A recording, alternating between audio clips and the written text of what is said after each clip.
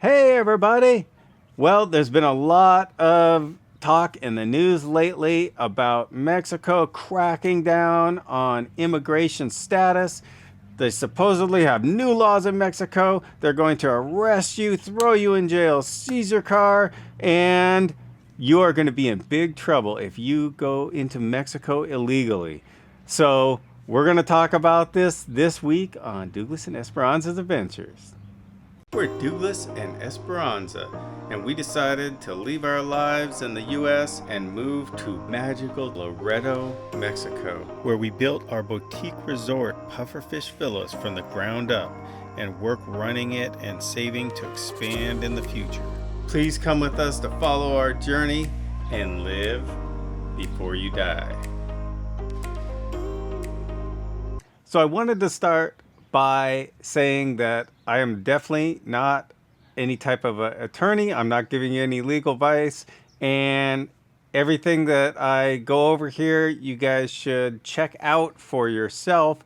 But definitely feel free to double check me and put in the comments if I get anything wrong. Also, I'm not going to go into specifics on the Mexican law, specifics on immigration for two reasons. One, because finding the actual Mexican law and what it states is very difficult. There are multiple different government websites that will state different things about different Mexican immigration topics, and some of them seem to even contradict each other. Also, the immigration law is enforced by whatever INM agent that you are dealing with, and they have a lot of latitude to interpret the law how they see it, which means one INM agent may interpret it totally different than another one, and so it all depends on who you're talking to and when. So in the U.S. news and probably in the Canadian news, there's been a lot of reports that Claudia Sheinbaum, the president of Mexico, has been cracking down on immigration, and that they've got new immigration laws, and you need to know what you need to know to go to Mexico. Well, the truth of it is there have been no new immigration laws in 2025 or in the last several years that I have been able to find anything about. What has happened is Mexico seems to be stepping up the enforcement of immigration laws. So for many, many years, especially at the land borders, they have been very lax on immigration laws and being in the country legally. And throughout Mexico, I think they are very lax. In some parts of Mexico, like in Baja California and Baja California Sur, where I am, they are extremely lax or have been extremely lax on immigration. My wife and I, we both are here as permanent residents. We have always been in the country legally. And so, we are not really affected by any of this, but other people who are here without an FMM or are on an expired FMM, they may encounter some problems here with these new enforcements. So let me go into the basics of the Mexican immigration system and what you need to know to be legal in Mexico and not run into any problems. So as a foreigner coming into Mexico, you need to make sure you are legal. There are several ways to maintain your legal status as a foreigner in Mexico, as a legal immigrant. The first, you could become a citizen. That's the highest level, and you can become a naturalized citizen, and then you will be legal anywhere in Mexico. You can become a permanent resident, which is what we are, which is the next kind of step down where you can come and go from Mexico whenever you want. You don't have any restrictions as to how long you can be here or how long you can be out of the country. But the next step down is you could be a temporary resident. And this is usually your step to becoming a permanent resident, where you are a temporary resident and each year you have to renew your temporary residency, and then at the end of a certain number of years, depending on the way you are doing it, up to 4 years, then usually you can transfer that into a permanent residency, which then doesn't expire and you don't have to renew. So there are multiple ways to become a legal resident or a legal temporary resident in Mexico. The most common way that people from the US and Canada usually use is qualifying by income, meaning you have to prove you have a certain income or a certain level of assets to be allowed to apply for a permanent or temporary residency. And this is because Mexico wants to make sure you're not going to become a burden on their social systems, and that you are going to be contributing to Mexico instead of taking from Mexico. So there are many other ways. You can do it through familial associations, or you have family that are Mexicans or are in Mexico. You can do it through property. You can do it through a thing they call regularization, where if you've been here for a certain amount of time, then you can use that to apply. And there's other ways also. So the other way to legally be in Mexico as a foreigner is to be here on an FMM, which is a forma migratory multiple, I think. It is called a tourist visa. A lot of people say it's not a visa. Mexico actually has the words tourist visa on many of their websites, so I don't know if it's a visa or not. All I know is the FMM is a legal status that most people have when they come to Mexico as a tourist. Now, if you come to Mexico on a plane, you might not even realize that you got an FMM anymore because they're doing them digitally. In the past, they had a paper form. You filled it out on the airplane, and it said FMM on the top, and you filled all the information out. You went up to the immigration officer when you got to Mexico, to your destination, and they stamped your passport, they stamped your FMM card and the little piece of paper, and they put it in your passport. That was your legal documentation, that piece of paper with a stamp on it, saying you had so many days to legally be in Mexico. And that used to be always 180 days. Now it can be any amount of days up to 180 days. Now, about a year ago, they started transferring over to a fully digital system and getting rid of those paper stamped FMM cards. And what they do now at most major airports in Mexico when you arrive from a foreign destination is they put a stamp in your passport, and that stamp has the date you entered Mexico, and then it has a place for them to write in how many days they are giving you. So they actually write the number of days right in your passport in that stamp. That stamp in your passport with the number of days written is your legal documentation that you are legally in Mexico for that period of time. Now, when you drive over the border, it is totally different. It has been very, very lax. In California and Arizona, where I have traveled a lot in the last several decades over the border, most of the time, nobody even got an FMM. Most of the time at the big border crossings, 95% of the cars drive straight through the border going south, never stop, never talk to anyone, never do anything. And that's how it has been. And it continues to be at the big border crossings, because a border crossing like San Ysidro has 100,000 people a day going through it. So they have no facilities, they have no personnel, no way to stop 100,000 cars a day going through that on the Mexican way and check all of those people.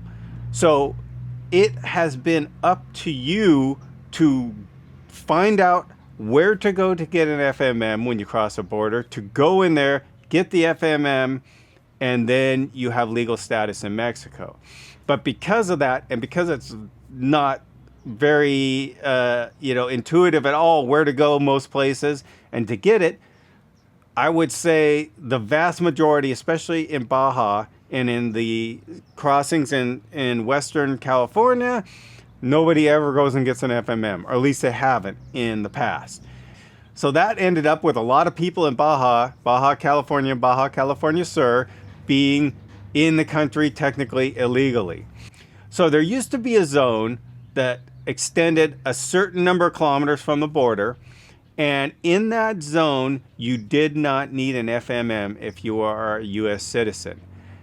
I have found in the with the Wayback Machine on Mexican government websites where they clearly state that if you stay within that zone, which used to go down to somewhere like south of Ensenada and along the border, that you could travel in that zone freely without going and getting an FMM. I do not see those statements anymore on the websites that I have checked, the Mexican government websites. So I do not think that that is still in place. So in the past, a lot of people just went to Tijuana, went to Rosarito, went to Ensenada, went to other towns along the border, and nobody worried about an FMM. And I don't think the Mexican government really worried about an FMM either. But I think things have changed, and I think that technically to be legal now, you are supposed to get an FMM whenever you enter Mexico if you are not a legal immigrant into Mexico by any other standard, meaning you don't have citizenship or a residency or some other way that you are legal in Mexico. So if you're talking about things that have changed recently, I don't know that that's changed recently, but that would be the only thing that I could think of that has changed. And that is that there's no longer this free zone buffer right along the border where you can be in that area without an FMM or a tourist visa. So now it appears that every person crossing the border going south by a land border that is not a resident or a citizen or something else that is legal status is required to stop and get an FMM. Now, this has been going on for a couple of weeks, maybe a month at some border crossings. There have been multiple news reports of the walking traffic over the border having to go through and see an INM agent, an immigration agent, and to get a FMM when they cross the border. And this has caused a lot of chaos at these border crossings because the Mexican immigration office at these border crossings is not set up to handle that many people. Now, coming back to the U.S., they have always stopped everyone walking, driving, and checked everyone's immigration status. But that has not happened going south on the Mexican side before now. And they aren't stopping cars for immigration status still. They are only trying to start it up with the walking traffic. So you might say, well, I went through the border somewhere. I drove through the border and they stopped my car and they checked everything. They may have, and especially if you're towing a trailer, if you're in an RV, they usually will stop you. Cars at a lot of the bigger border crossings, they don't stop hardly any of the cars, but they do stop other vehicles. And when you're being stopped, that's not immigration, and they don't care about your immigration status. That is usually customs and the military who are stopping vehicles coming south when they're doing the checks. The military is looking for guns, drugs, and money. That's all they're interested in. They don't care about anything else. And usually there'll be one person in military fatigues. That's the military representative. Then there'll be a person dressed usually in dark navy blue or black uniform that says the Dunas, which is customs. That person is interested in if you're bringing anything over the border that should be taxed. And there has been always a 19% import tax on all new items coming into Mexico. there's a whole list. There's exemptions or some stuff you can bring in that is exempted. There's certain numbers of items, but generally, if it's a brand new item, you're going to have to pay tax on it, 19% of the value of that item. That's what customs is looking for. They could care less about your immigration status either. So the only people that are interested in your immigration status are sitting in an office off to the side, and they never go out, or they haven't gone out ever and stopped cars or stopped people walking. But that is changing because they are trying to set up to where maybe eventually they're going to stop everyone, just like going north on the US side. And so if you're in a car or if you're walking, they're going to stop everyone, and they're going to have an INM agent or immigration agent. Or maybe they'll do like the Customs and Border Patrol does. Their immigration, Customs and Border Patrol is immigration and customs in one agent. Right now in Mexico, those are two different agencies, but maybe they'll put them together to try to streamline this process. I'm not sure. But in any case, they've had problems in trying to do these checks because they are not set up to handle the volume of people that are going across, even just the walking volume, not to mention the vehicle volume of people. And I do not really see this changing anytime soon, because if you've ever been to San Ysidro Crossing, the Mexico to US travel is a massive number of lanes. I don't think there's 30, 40, 50 lanes going north now. They stop everyone. They've got probably thousands of Border Patrol agents there to handle all this number of people and vehicles and do all their checks. The Mexican side has nowhere near that. They usually have one or two immigration officers at the San Ysidro, where 100,000 cars a day go through there. They usually have a couple of customs people and a handful of military people there.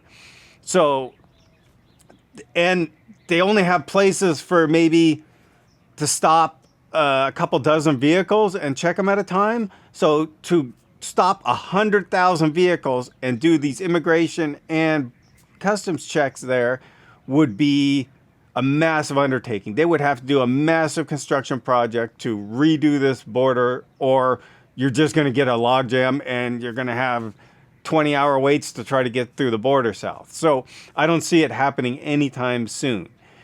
But if you are going into Mexico, especially if you are planning to go down into Mexico, it's your responsibility to stop and get your FMM. And you have to figure out how to do that and where to go in and do that. And it's going to cost you, I think, $43 right now. If you are only going to be in Mexico less than 7 days, it's free. But then you only get 7 days when you're coming across a land border. Now, they are doing checks at some of the military checkpoints going south on the Baja Peninsula. I don't know about mainland, but I know about Baja. So if you go south and you drive all the way down to Cabo San Lucas on the Baja Peninsula, there are, I believe, 4 or 5 military checkpoints depending on which way you go. Now, up till now, these have been military-only checkpoints. And if you remember, the military is looking for guns, drugs, and money. So that's really all they've been interested in the past. They've never asked for immigration status or any kind of immigration documents in the past. They were just interested in armas, drogas, dinero. That's what they want to know. Some of these checkpoints now have INM immigration agents at the checkpoints with the military. And those INM agents are checking immigration status. So what happens if you get down to a Mexican checkpoint and you do not have legal status, meaning you don't have citizenship, residency, or an FMM? Well, The media in the US would have you believe they're going to arrest you, throw you in jail, seize your car, and then you're going to rot in a Mexican prison for who knows how long until, they decide to let you go or something like that. I believe the chances of that happening are probably zero. The media points to a couple of very dramatic cases where people have claimed that they were arrested and held because of immigration status. I have looked into many of these different news articles, and from what I can tell, every single one of them, immigration status was a secondary reason to why these people were arrested and held. All of them were arrested and held for other reasons, had nothing to do with immigration status. They were being held and they were not legal status, but that doesn't mean that's why they were being held. So what have I heard happens here at the border checkpoints in Baja? If you get to a checkpoint and you do not have legal status documentation, they don't arrest you, they don't seize your car. They say, turn around, go back to the border, and get your FMM. That's all it comes down to. Now, if you make it halfway down Baja to San Ignacio checkpoint and there's a immigration officer there and they say, go back up to the border, drive another, 8 hours, 10 hours back up to the border and get your FMM, that could be a major, major inconvenience. But it's a lot better than going to a Mexican prison and all that.